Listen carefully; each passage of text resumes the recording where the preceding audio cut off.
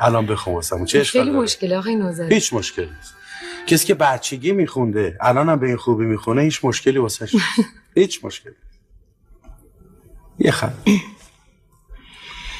این همه آشفته حالی، این همه نازک خیالی، ای به دوش افکندگی سو از تو دارم، از تو دارم. به به.